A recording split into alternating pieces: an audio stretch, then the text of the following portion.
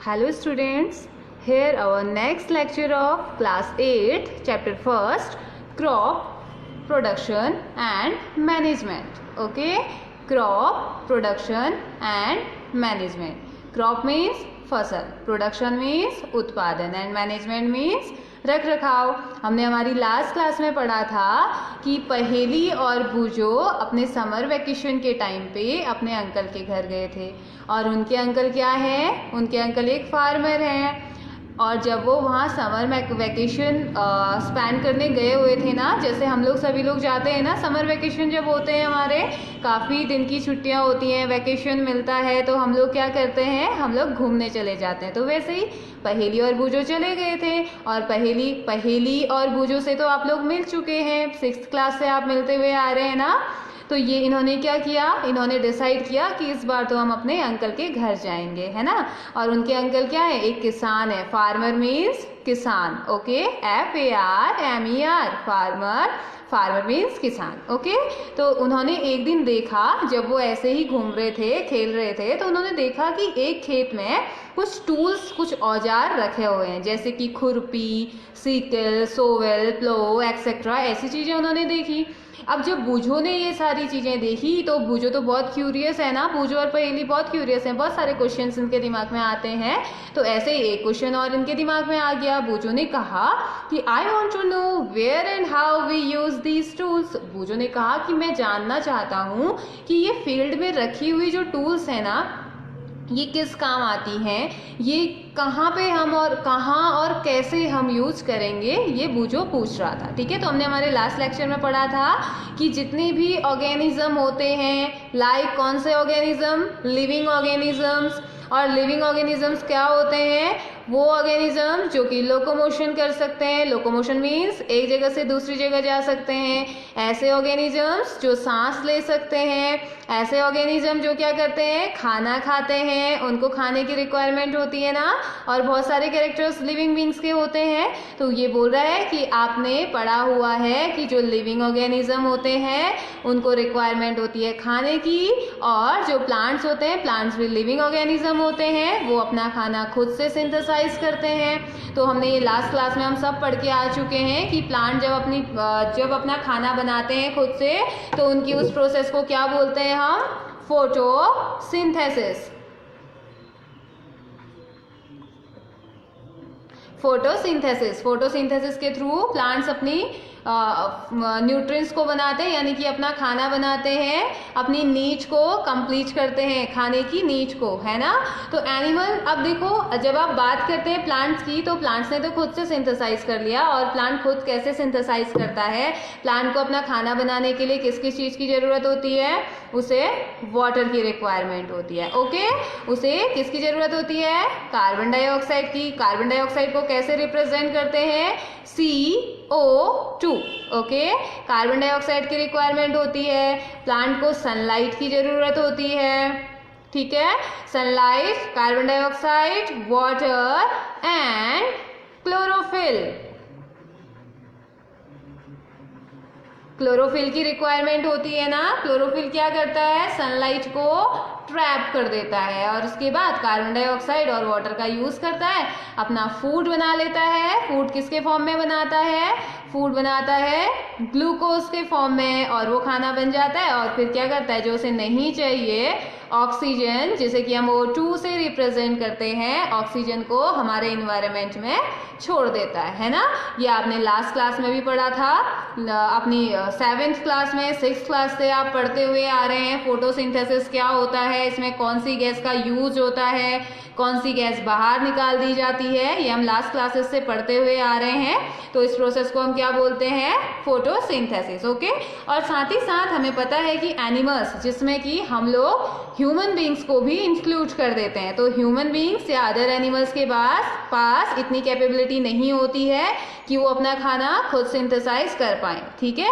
तो हम किस पे डिपेंड रहते हैं, या उसने पूछा था कि एनिमल्स किस पे कहाँ से फूड लाते हैं, तो सबसे पहले हमने ये पढ़ा था कि हमें खाने की ज़रूरत है ही क्यों, है ना। और खाना क्या होता है, खाना क्या होता है, कोई भी सब्सटेंस जो एक लिविंग ऑर्गेनिज्म खाता है या पीता है जिससे कि उसकी बॉडी ग्रो करती है, उसकी बॉडी मेंटेन होती है, वो खाना होता है। तो खाने की ज़रूरत क्यों है, एनर्जी के लिए। एनर्जी मिलेगी तभी तो हम काम कर पाएंगे ना। तो फिर उसके बाद हमें पता है कि जो एनर्जी हमें मिलती है वो फूड से मिलती है, और अलग अलग बॉडी के फंक्शन हम करते हैं, जैसे डाइजेशन करते हैं, रेस्पिरेशन करते हैं, एक्सक्रिएशन करते हैं। तो we get our food from plants और एनिमल्स और बोथ। तो हमें खाना कहाँ से मिलता है, हमें या तो खाना प्लांट से मिलता है या एनिमल से मिलता है या दोनों से मिलता है, ठीक है। तो लास्ट क्लास में हमने इतना पढ़ा था। अब हम क्या पढ़ेंगे, बूजो के पास फिर से बूजो कुछ कह रहा है। बूजो क्या कह रहा है, since we all need food how can we provide food to a large number of people in our country. तो बूजो पूछ रहा है कि हालांकि हम सबको खाने की ज़रूरत है, तो हम कैसे इतने ज़्यादा, क्योंकि हमारी कंट्री तो बहुत बड़ी है ना। तो बूजो का कहना है कि इतने सारे लोगों के लिए, बहुत सारी पॉपुलेशन मीन्स जनसंख्या, इतनी ज़्यादा जनसंख्या के लिए इतना सारा खाना कैसे आएगा, बूजो इस बारे में सोच रहा है, ठीक है। तो फिर पहेली इसे बताती है। पहेली कह रही है कि food has to be produce on a large scale. अब हमें ऐसा करना पड़ेगा कि, या कुछ ऐसा होना चाहिए कि खाना बहुत लार्ज स्केल में प्रोड्यूस हो, ठीक है। मतलब कि खाना एक बहुत ज़्यादा, जो भी खाना हम लगा रहे हैं, भले व्हीट लगाएं, राइस लगाएं, कुछ भी हम लगा रहे हैं, तो हमें एक लार्ज स्केल में इसको लगाना पड़ेगा जिससे कि सब तक या पूरी जनसंख्या तक ये खाना पहुंच सके। ओके, तो बोल रहा है in order to provide food for a large population regular production proper management and distribution is necessary. अगर हमको पूरे पॉपुलेशन के लिए खाना पहुंचाना है, पॉपुलेशन मीन्स जनसंख्या, पूरी जनसंख्या, जितने भी लोग हैं हमारी कंट्री में, उन सब के लिए अगर खाना पहुंचाना है तो हमें लगातार प्रोडक्शन करना होगा, लगातार खेती करनी होगी, प्रॉपर उसका मैनेजमेंट, रख रखाव प्रॉपर करना होगा, और साथ ही साथ जो डिस्ट्रीब्यूशन है, डिस्ट्रीब्यूट करते हैं ना, जो बांटते हैं हम एक जगह से दूसरी जगह, जो भेजेंगे हम क्रॉप को, उसके लिए भी प्रॉपर डिस्ट्रीब्यूशन होना जरूरी है। ओके, तो फिर फर्स्ट वन हम पढ़ेंगे agriculture practices. Okay, agriculture practices में ये बोल रहा है कि till 10,000 BCE before Christ, okay, people were nomadic. Nomadic means बताइए क्या होता है, खाना बदोश या घुमंतु। नोमैडिक को हम क्या बोलते हैं, नोमैडिक मीन्स खाना बदोश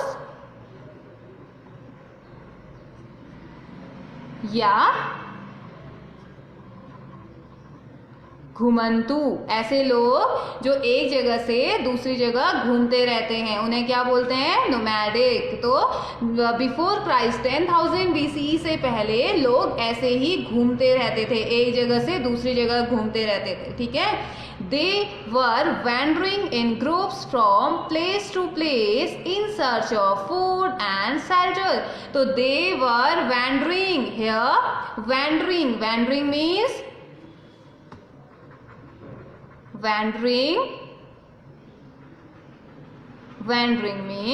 wandering means होता है भटकना। वो एक जगह से दूसरी जगह, they were wandering in groups, वो ग्रुप्स में एक जगह से दूसरी जगह घूमते रहते थे। क्यों घूमते थे, in search of food and shelter. Food means खाना, सर्च मीन्स ढूंढना, शेल्टर मीन्स आश्रय, शेल्टर मीन्स आश्रय।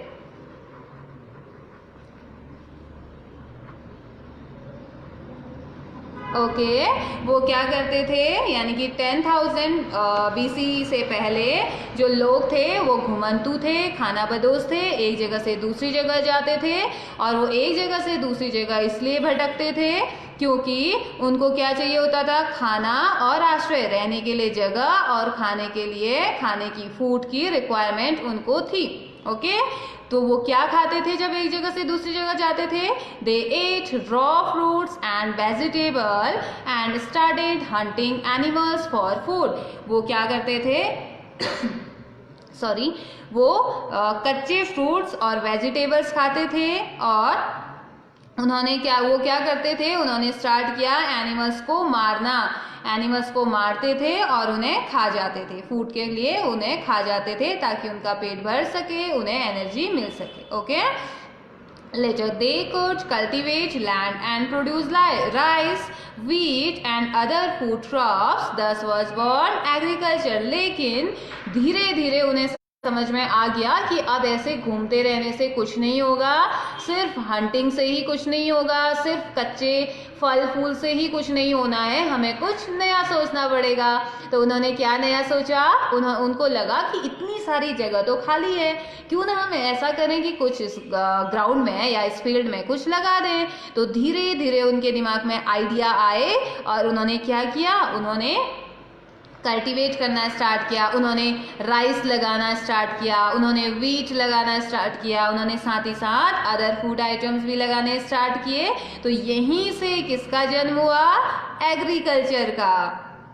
एग्रीकल्चर जहाँ पे आप अलग अलग टाइप के क्या लगाते हैं, अलग अलग टाइप की फसलों का उत्पादन करते हैं। ओके, और इंडिया में तो सबसे ज़्यादा, इंडिया में बहुत लार्ज अमाउंट में एग्रीकल्चर प्रोडक्शन होता है, एग्रीकल्चर होता है, बहुत सारे लोग फार्मर हैं जो खेती बाड़ी करते हैं। ओके, तो फिर यहाँ अब हमने नेक्स्ट पढ़ना है, when plants of the same kind are cultivated at one place on a large scale it is called crop। तो फसल किसे कहते हैं, जब एक ही टाइप के प्लांट को एक जगह में एक लंबे बहुत ज़्यादा अमाउंट में लगाया जाता है। जैसे एग्जाम्पल आपको दिया हुआ है, देखो, crop of wheat means that all the plants grown in a field are that of wheat. तो यहाँ पे कह रहा है आदि, वीट मीन्स गेहूं, गेहूं की फसल को हमने लगाना है तो हम एक फील्ड में गेहूं लगा देंगे। ठीक है, वीट की फसल हम लगा देंगे, लार्ज स्केल में लगा देंगे, तो उसका प्रोडक्शन होगा, ज़्यादा प्रोडक्शन होगा और सबको मिलेगा, और जो फार्मर लगाएगा उसे मिलेगा, है ना।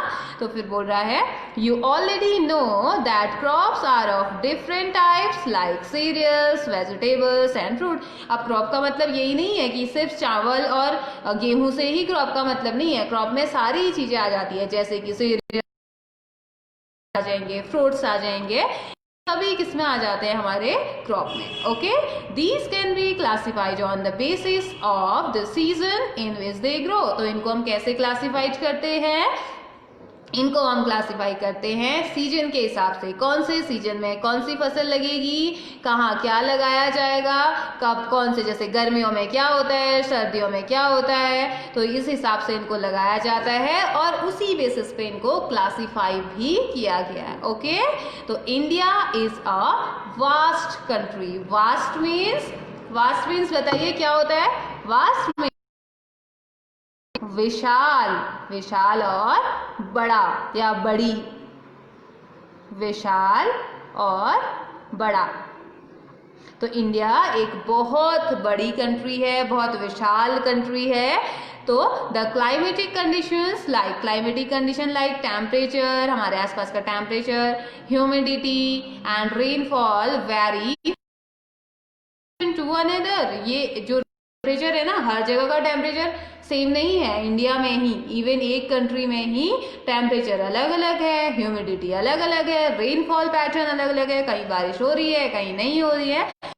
एक जगह से दूसरी जगह जब हम जाते हैं तो हमें ये अलग अलग देखने को मिलता है। ठीक है, अकॉर्डिंगली जिस हिसाब से उस जगह, उस एरिया का पैटर्न है, उस जिस हिसाब से वो एरिया है, उस हिसाब से वहाँ टेम्परेचर है, उस हिसाब से वहाँ ह्यूमिडिटी है, उस हिसाब से वहाँ रेनफॉल है। ओके, फिर बोल रहा है there is a rich variety of crops grown in different parts of the country। तो जो भी फसल हम लगाते हैं उसकी बहुत अच्छी रिच वैरायटी हमें दिखाई देती है अलग अलग पार्ट्स में। ओके, प्लांट जगह की, कंट्री के अलग अलग पार्ट में। diversity, two broad cropping pattern can be identified. तो इन सब चीज़ों को अगर हम छोड़ दें, डाइवर्सिटी की बात ना करें, तो दो पैटर्न बहुत ज़्यादा कॉमन हैं और इन दो पैटर्न्स को हम पढ़ते हैं फसल लगाने की। क्रॉपिंग पैटर्न के दो ब्रॉड पार्ट हम पढ़ते हैं, जिसमें कि फर्स्ट हम बोलते हैं खरीफ क्रॉप। ओके, खरीफ क्रॉप।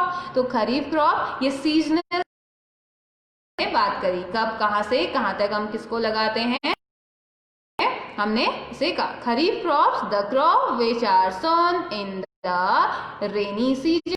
सोन मीन्स बोना, वो फसलें जो रेनी सीजन में लगाई जाती हैं उन्हें क्या बोलते हैं, kharif crops. Rainy season means बरसात के टाइम पे जो फसलें लगाई जाती हैं उन्हें हम क्या बोलते हैं, kharif crops. Okay, the rainy season in India is generally from June to September. तो रेनी सीजन कब से कब तक होता है इंडिया में? नॉर्मली बारिश का सीजन कब होता है? जून से सितंबर तक। ठीक है, तो जून से सितंबर के बीच इस फसल को लगा दिया जाता है। ओके, तो इसमें कौन कौन सी फसलें आती हैं? Paddy, maize, soybean, groundnut and cotton are kharif crops. तो कौन कौन सी? Paddy, maize, soybean, groundnut and cotton, ये सभी हमारी खरीफ क्रॉप के अंदर आती हैं। ओके, तो आपको ये लर्न करना है। ओके, दिस इज आपको खरीफ क्रॉप के बारे में और रबी क्रॉप के बारे में पढ़ना है और इनके एग्जाम्पल्स आपने लर्न करने हैं और कौन से सीजन में ये लगाया जाता है वो आपने लर्न करना है। ओके, तो खरीफ क्रॉप कौन सी क्रॉप होती है? जो कि रेनी सीजन में लगाई जाती है और रेनी सीजन इंडिया में कब होता है? June to September. Okay, June to September. और कौन कौन सी लगाई जाती है? Paddy, maize, soybean, groundnut and cotton. Okay, next one is rabi crops the crops grown in the winter season, जो कि विंटर सीजन में लगाई जाती है।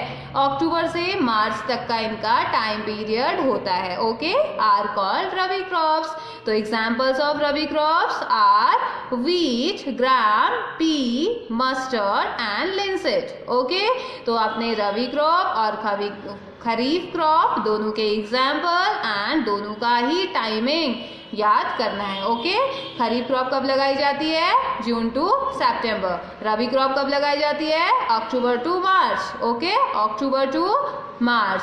एंड रबी क्रॉप्स के example pea, mustard, linseed. Okay, besides these, pulses and vegetables are grown during summer.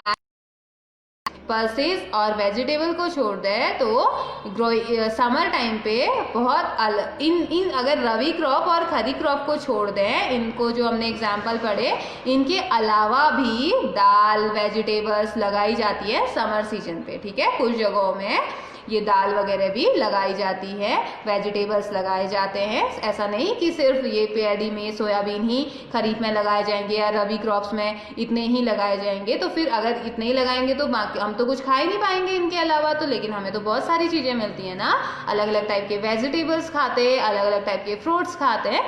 तो अगर हम पल्सेज और इन रबी खरीफ क्रॉप के जो एग्जाम्पल पढ़े हैं, इनके अलावा भी हम क्या करते हैं, समर सीजन में अलग अलग टाइप के पल्सेज और वेजिटेबल्स लगाते हैं। Okay, now next is basic practices of crop production. कौन कौन सी ऐसी प्रैक्टिस होनी चाहिए हमारे क्रॉप प्रोडक्शन में जिससे कि अच्छे से प्रोडक्शन हो जाए, अच्छे से क्या हो जाए, उसका डिस्ट्रीब्यूशन हो जाए। तो कुछ ऐसी हमने यहाँ पे को प्रैक्टिसेस पढ़नी है। ओके, नाउ बूझो अगेन, बूझो के दिमाग में क्वेश्चन है, क्या पूछ रहा है ये, why paddy can not be grown in the winter season. अब बूझो के दिमाग में क्वेश्चन आया, बूझो ने बोला कि पैडी को हम विंटर सीजन में क्यों नहीं लगाते हैं, आखिर ऐसा क्या है कि पैडी हम विंटर सीजन में नहीं लगा रहे हैं। पैडी हम कहाँ लगा रहे हैं बताइए, देखिए खरीफ क्रॉप में पढ़ा ना, तो पैडी हमने कहाँ लगाया, रेनी सीजन में। रेनी सीजन में हम पैडी को लगा रहे हैं। तो अब रेनी सीजन में लगा रहे हैं, कुछ तो आइडिया हमें मिला कि आखिर रेनी सीजन में ही क्यों लगा रहे हैं। तो चलो बूजो ने क्वेश्चन पूछ दिया, तो इसका आंसर दे रही है पहेली। पहेली क्या बोल रही है? Paddy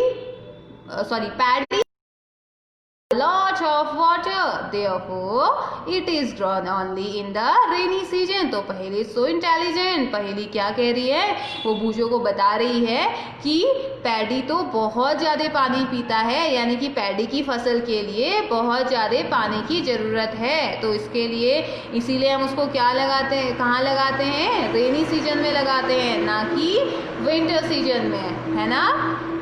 now come to the next.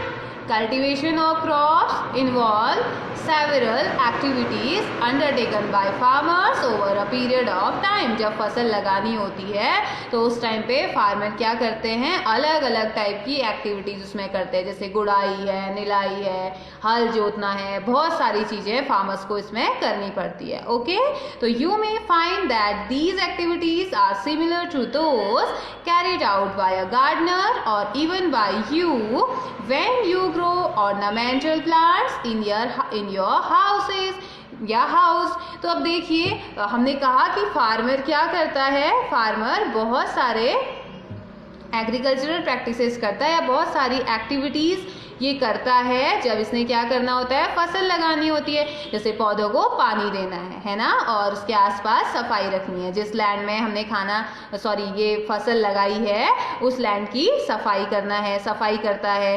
तो वो हमें कहा जा रहा है कि कुछ एक्टिविटीज़ उसमें से सिमिलर होती हैं एक गार्डनर के लिए। गार्डनर यानी कि जो माली होता है वो भी ऐसा ही कुछ कर रहा होता है। और जब हम कुछ ऑर्नामेंटल प्लांट्स ऑर्नामेंटल मीन्स क्या होता है? सजावट या सजावटी पौधे।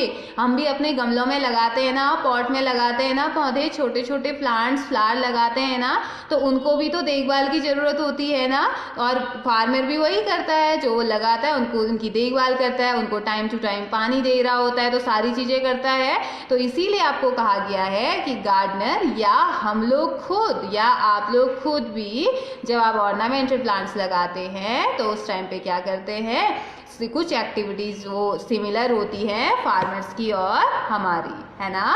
तो अब दीज एक्टिविटीज़ और task are refer to as agricultural practices. तो इन्हीं एक्टिविटीज़ और इन्हीं टास्क को क्या कह दिया जाता है? Agricultural practices. ऐसी कोई अदर प्रैक्टिस नहीं है, बाकी चीज़ों की जैसी प्रैक्टिस हम उसे नहीं कहते हैं। ओके, तो एग्रीकल्चरल प्रैक्टिस मतलब कि आपने क्या क्या करना है। अगर आपने कोई फसल लगाई है तो उस फसल के रख रखाव के लिए, उस फसल के बहुत अच्छे प्रोडक्शन के लिए आपने क्या क्या करना है, उसे हम बोलते हैं क्या? Agricultural practices. ओके, तो इनमें से कुछ प्रैक्टिसेस आपको दे रखी है। सबसे पहले क्या बोला जा रहा है? देखिए, प्रिपरेशन ऑफ सॉइल, सॉइल को तैयार करना या सॉइल की। अब प्रिपरेशन ऑफ सॉइल में इसको हम डिटेल में अभी पढ़ेंगे, 1 बाय 1 हम सभी डिटेल में पढ़ेंगे। तो फसल लगाने से पहले हमें देखना होता है कि मिट्टी कैसी है, इस मिट्टी में कौन सी फसल लगेगी,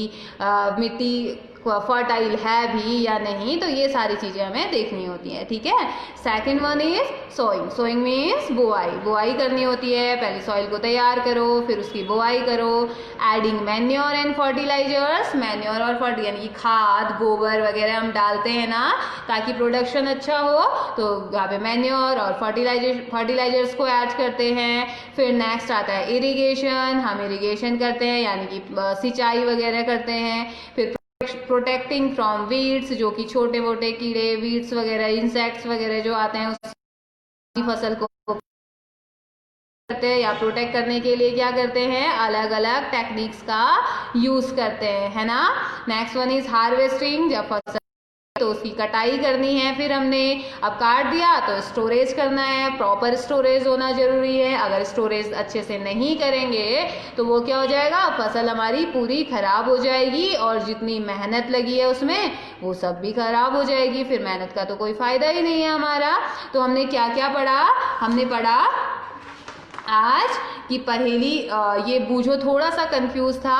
बूझो कह रहा था कि अगर हम सबको खाना चाहिए तो इतनी बड़ी पॉपुलेशन के लिए इतनी बड़ी कंट्री में इतना सारा खाना कहाँ से आएगा। ठीक है, तो पहेली तो इंटेलिजेंट है ही, तो पहेली ने बोला कि हमें लार्ज अमाउंट में यानी कि बहुत ज़्यादा अमाउंट में क्या करना पड़ेगा, फूड लगाना पड़ेगा, यानी कि फसल की बुआई हमने ज़्यादा करनी पड़ेगी, जिससे कि ज़्यादा प्रोडक्शन होगा, क्या कर पाएगा, हर किसी तक खाना पहुंच पाएगा। ओके, फिर उसके बाद हमने पढ़ा कि अगर खाना, ये तो पहेली का आंसर था। अगर हम साइंटिफिक बात करें या अगर हम बात करें कि कैसे हम लगा सकते हैं, तो उसके लिए क्या चाहिए, उसके लिए रेगुलर प्रोडक्शन चाहिए। ठीक है, लगातार प्रोडक्शन होना चाहिए, या ऐसा नहीं कि हमने एक बार लगाया तो फिर हम नेक्स्ट टाइम लगा ही नहीं रहे, तो फिर तो रेगुलर प्रोडक्शन तो रुक गया ना। रेगुलर प्रोडक्शन होना चाहिए, प्रॉपर मैनेजमेंट होना चाहिए। अगर प्रोडक्शन हो गया है तो कैसे आपने उसे रख रखाव कैसे उसका करना है वो हमें पता होना चाहिए, कैसे डिस्ट्रीब्यूशन करना है, कैसे किस में डाल के कहाँ ले जाना है, ये सब हमारा प्रॉपर तरीके से होना चाहिए, है ना। अगर प्रॉपर नहीं होगा तो फिर हम काम नहीं कर पाएंगे।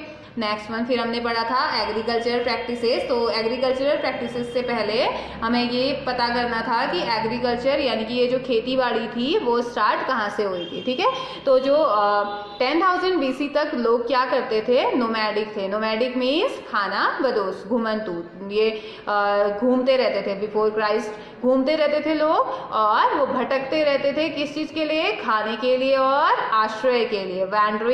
वैंडरिंग आया था ना, वैंडरिंग मीन्स भटकना।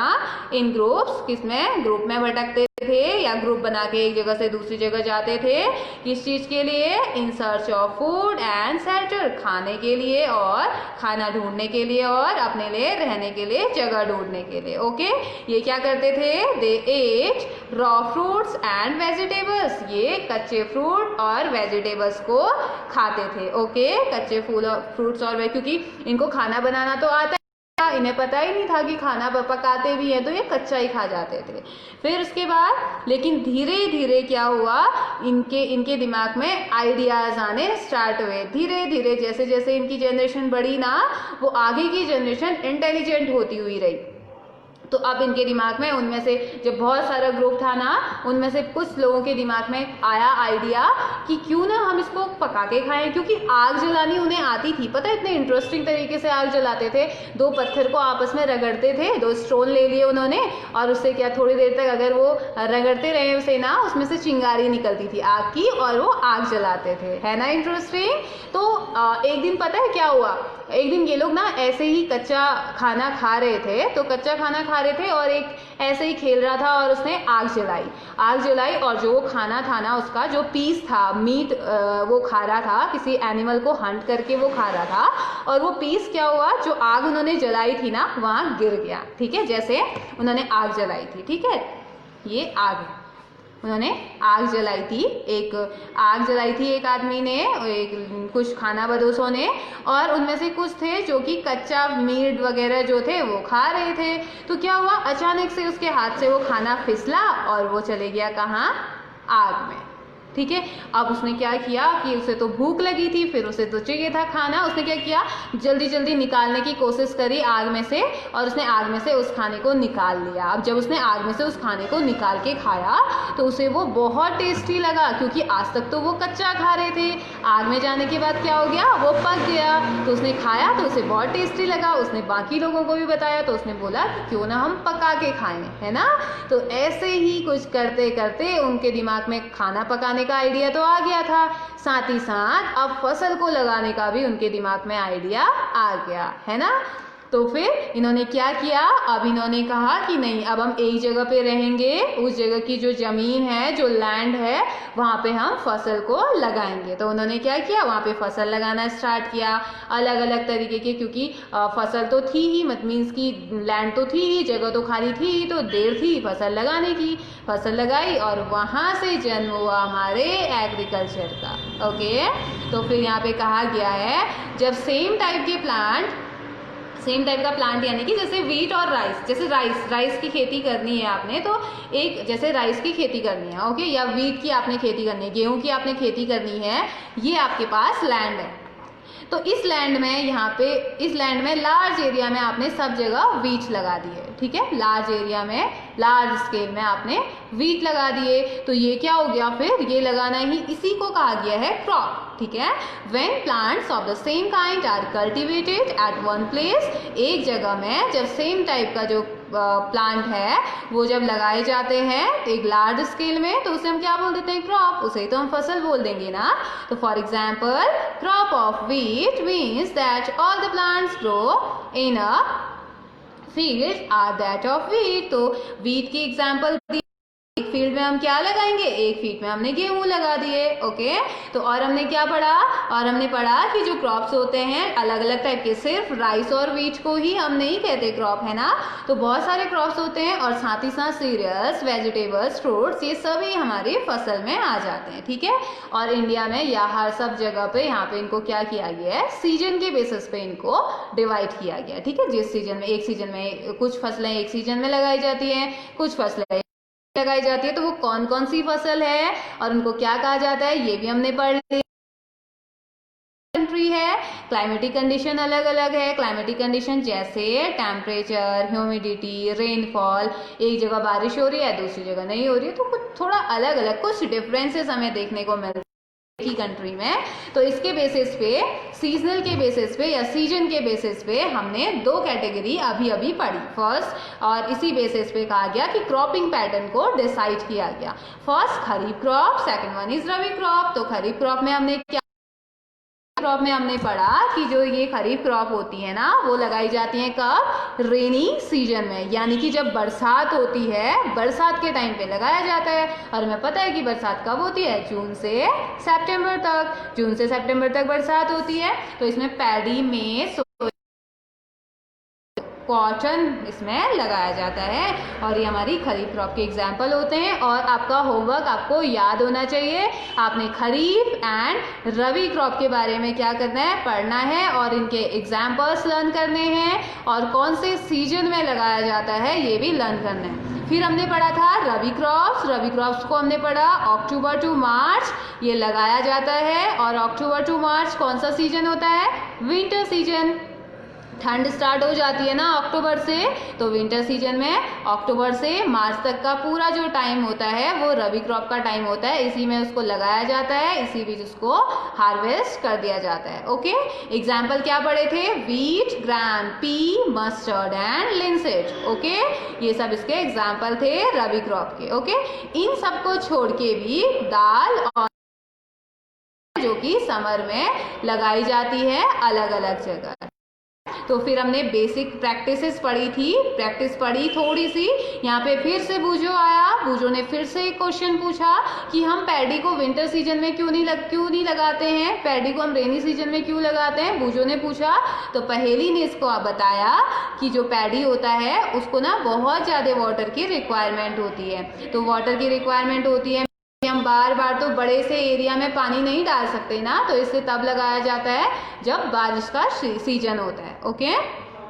तो फिर इनका जो कल्टीवेशन होता है, हमने पढ़ा कि अगर आपने कोई क्रॉप लगाई तो उसके कल्टीवेशन के लिए जो फार्मर होते हैं अलग अलग टाइप की एक्टिविटीज़ उन्होंने करनी पड़ती है, साफ करना पड़ता है लैंड, फिर वहाँ पे इरीगेशन करना पड़ता है, बुआई कटाई करते हैं, तो ये सारी चीज़ें करते हैं। और ऐसे ही एक माली, एक गार्डनर भी ऐसा करता है। इनमें से कुछ हम जो ऑर्नामेंटल प्लांट्स लगाते हैं यानी कि सजावटी पौधे, ऑर्नामेंटल प्लांट मीन्स सजावटी पौधे जो हम लगाते हैं, और जो एक गार्डनर माली जो होता है अलग अलग टाइप के फ्लावर लगाता है, तो कुछ एक्टिविटीज़ हमारी उनसे सिमिलर होती हैं, किनसे, फार्मर्स से, ओके।